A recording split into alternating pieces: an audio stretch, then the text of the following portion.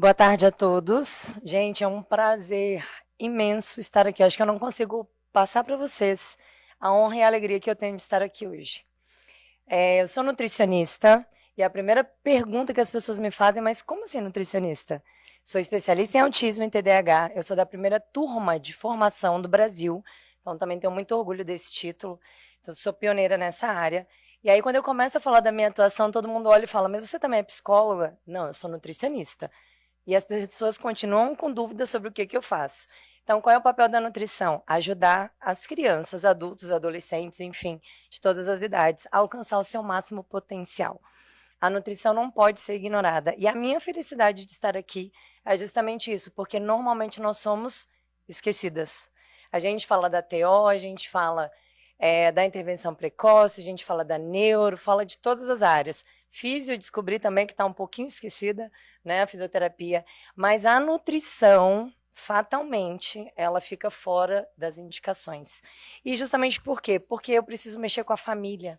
Quando eu falo em criança TEA, o meu público não é a criança diretamente, é a família da criança.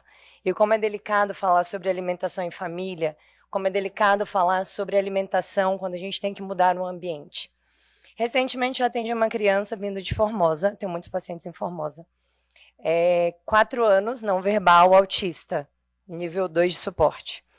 E essa criança, durante a consulta, ela estava ali brincando com a caixa de brinquedo, nenhuma palavra, estava o pai e a mãe, uma família muito dedicada, e ele começou a pedir alguma coisa, eu não entendi o que era, e a mãe entendeu que era comida, ele estava com fome. Ela levou umas frutinhas picadinhas, muito dedicada, inclusive. Ele comeu todas as frutas e eu dei sequência à consulta.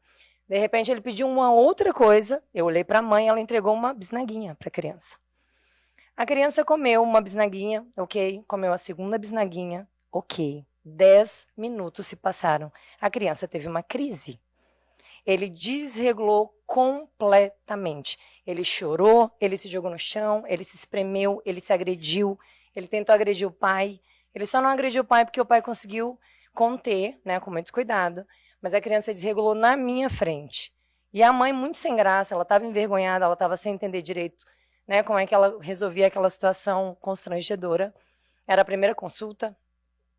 E eu estava calma do outro lado da mesa, eu só observei, o pai fez a intervenção. Eu falei para ela: você sabe por que isso aconteceu? Ou provavelmente porque a gente não define, né? Todas as vezes que eu tentei definir um paciente, eu errei. Todas as vezes que eu tentei definir o autismo, eu errei, porque não tem nenhum igual ao outro, somos todos diferentes no TEA, não seria de forma diferente. E ela me olhou sem entender, eu falei: a bisnaguinha. Como assim, Carla? A bisnaguinha. Se vocês forem olhar a composição da bisnaguinha, ela é um péssimo alimento, um dos piores. E as crianças têm uma predileção pela bisnaguinha, não sei por que cargas d'água, elas amam bisnaguinha. E é um alimento que tem glúten lácteos na composição, e aí começa a abordagem nutricional. Então, quero iniciar falando para vocês o quão é importante individualidade, acolhimento e respeito na nutrição. Não existe dieta para o autismo. Muita gente me pergunta: ah, Carla, legal, tem dieta para autismo? Não. Eu já uma vez ouvi um absurdo. Absurdo, gente. Ah, um autista precisa emagrecer?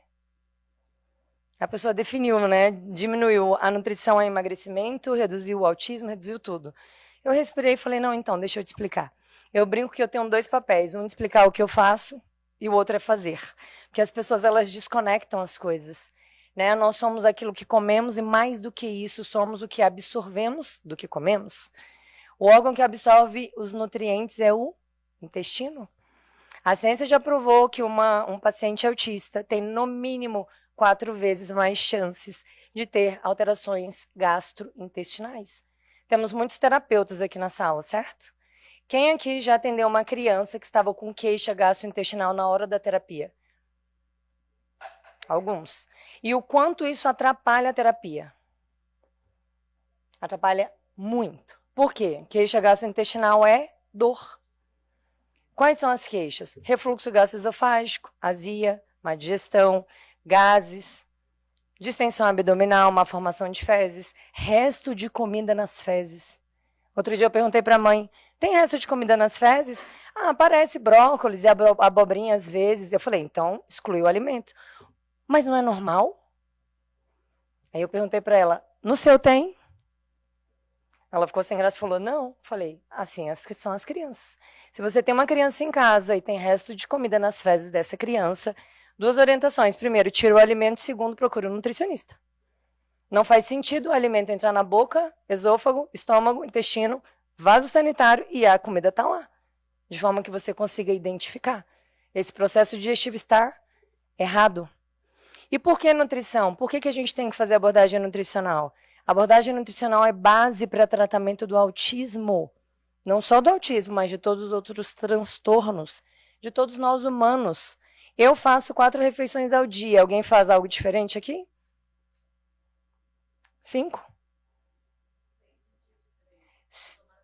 6 no treino. Temos uma maratonista, um atleta aqui na sala. Alguém falou 3 ali atrás. Normalmente eu me alimento 4 vezes ao dia. Café da manhã, almoço, lanche e o jantar. São 4 vezes, 4 chances que nós temos de melhorar ou piorar o nosso intestino. O intestino é o nosso órgão central, não é cérebro nem tampouco o coração. É o intestino. Vocês já ouviram falar do eixo intestino-cérebro? Eu estou falando de um transtorno do neurodesenvolvimento. Como é que eu não vou olhar para o intestino desta criança?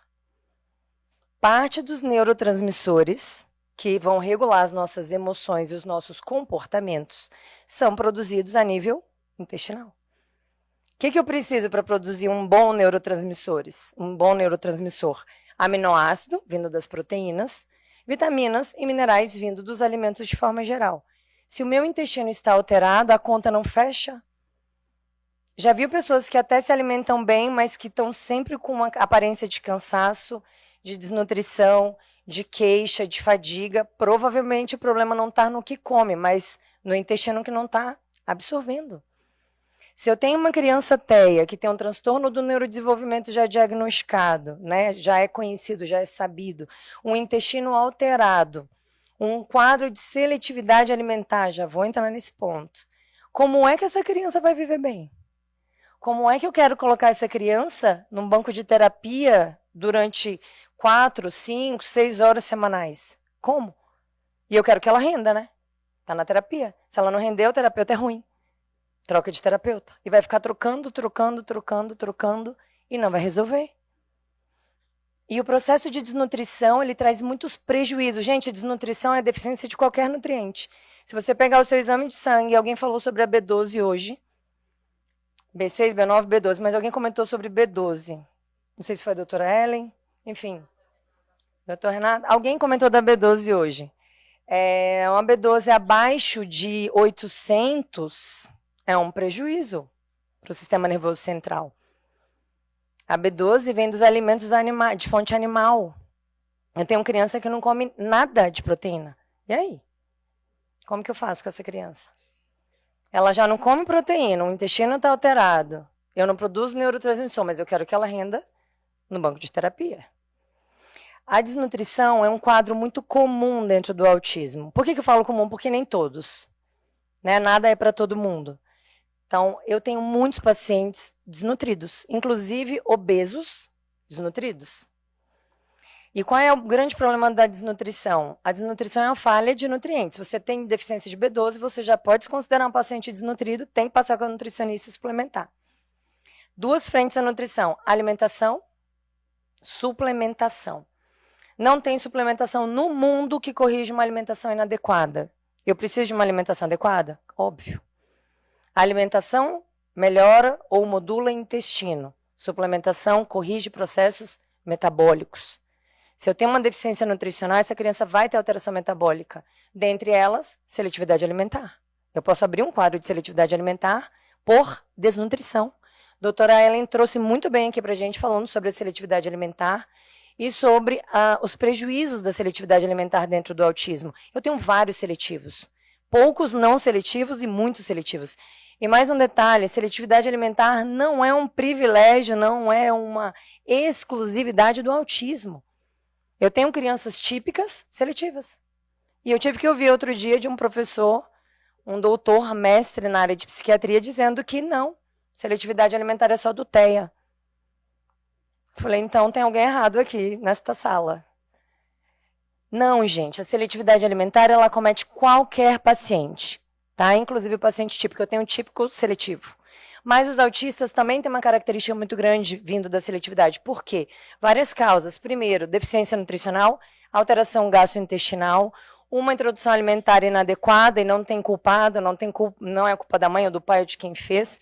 Muitas vezes era falta de informação. Alergias alimentares, é muito comum ter um processo de alergia alimentar dentro do autismo. Alergia alimentar e intestino alterado, má digestão de proteínas.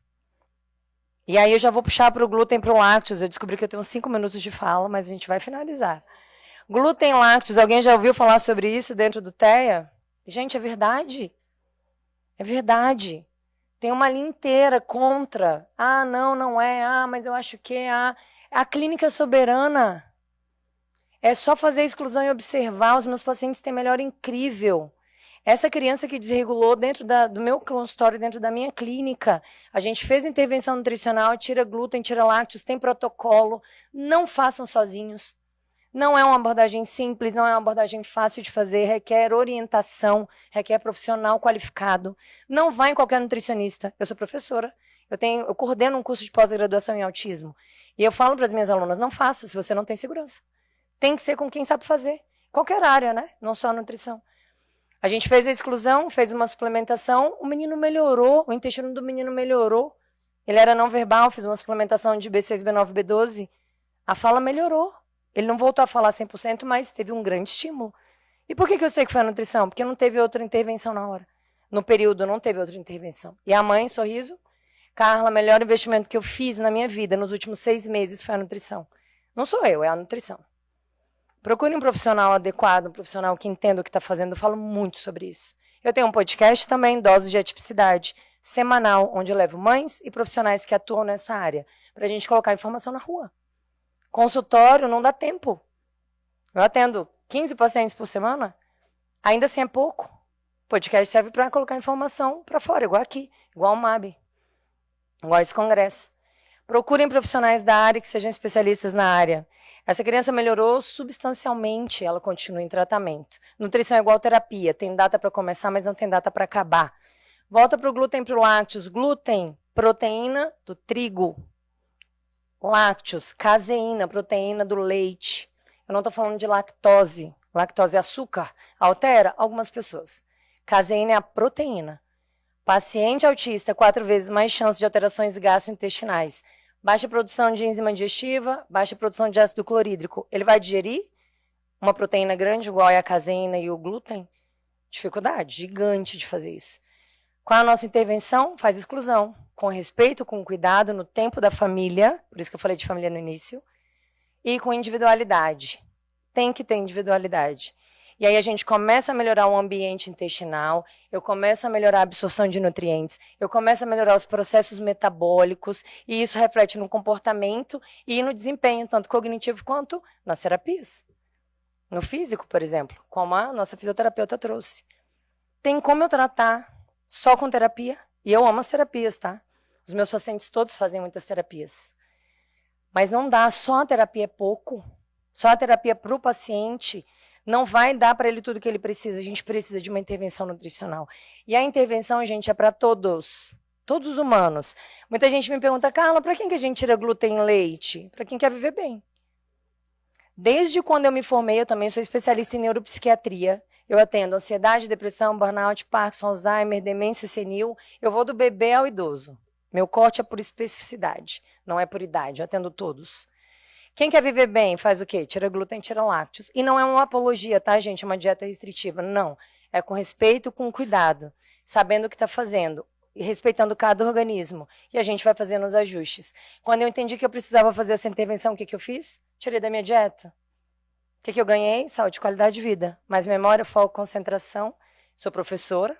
Sou coordenadora de curso de pós-graduação. Minhas aulas têm 11 horas de duração. Falar em 15 minutos para mim é um desafio. E a gente segue. Então, eu tive muitos benefícios com a exclusão. Até hoje, eu não consumo, a não ser no furo de dieta. Eventualmente vai entrar na minha dieta, mas na minha base não tem. Eu não tenho nenhum diagnóstico. Eu não tenho nenhuma doença, eu não tomo nenhum remédio. Graças a Deus, sou saudável. Então, não precisaria dessa intervenção. Por que eu fiz? Para testar. entender como é que funciona, e eu tive muitos benefícios, nunca mais eu voltei. Eu nunca tive uma família que tenha voltado e dito, Carla, deu errado. Tem dúvida? Façam com vocês. Com certeza vocês vão entender onde é que está a questão e vão entender o benefício e a melhora. E para finalizar, eu quero dizer que quando a gente fala sobre intervenção nutricional dentro do TEA, existem 3 pontos que a gente precisa respeitar muito: individualidade, respeito e acolhimento. Se a gente tiver esse olhar, entendendo que cada humano é um, e no TEA não é diferente, com certeza a gente vai ter sucesso em qualquer abordagem que a gente fizer. Eu amo atuar nessa área, não faria nada diferente do que eu faço hoje. Muito obrigada.